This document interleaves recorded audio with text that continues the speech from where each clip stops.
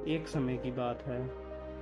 भगवान महावीर जी अपने एक शिष्य के साथ सभा के लिए जा रहे थे। उनका शिष्य कुछ समय से उनसे नाराज था और अपने गुरु को गलत साबित करने का अवसर ढूंढ रहा था।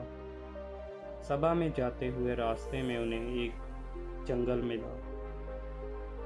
उस जंगल में एक पौधे को दिखाकर शिष्य महावीर जी से पूछता है, क्या इस पौधे पर कभी पुष्प लगेंगे?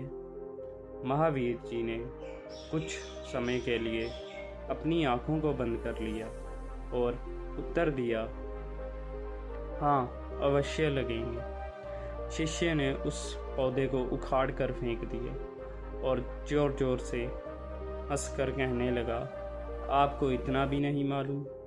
अब मैंने पौधे को उखाड़ कर फेंक दिया तो इसमें फूल कैसे लगेंगे? महावीर जी ने शिष्य को कुछ नहीं कहा और दोनों वहां से सभा के लिए आगे बढ़ गए।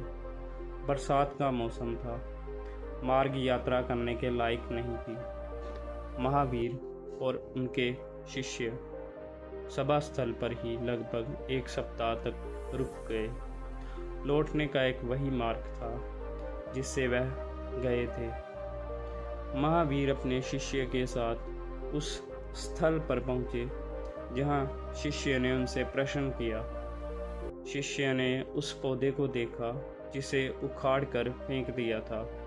वह पौधा हरा भरा और फूलों से भरा हुआ था।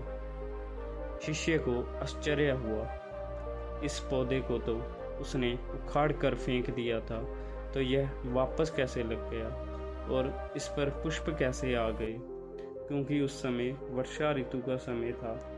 जल के प्रवाह से पौधों की जड़ों ने जमीन को पकड़ लिया था, जिसके कारण अब वह हरा भरा था। शिष्य के पूछने पर महावीर जी ने कहा, क्योंकि यह अभी जीना चाहता है, वह कठिन चुनौतियों में भी अपने को जीवित रखना चाहता है।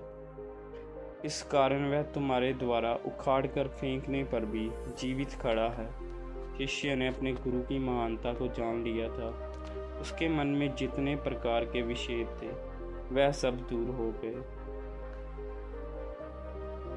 इस कहानी से हमें यही शिक्षा मिलती है कि हमें कठिन चुनौतियों में भी हार नहीं माननी चाहिए और जिसके अंदर जीने की इच्छा या कुछ प्राप्त करने की लालसा होती है वह अवश्य ही विजयी होते हैं।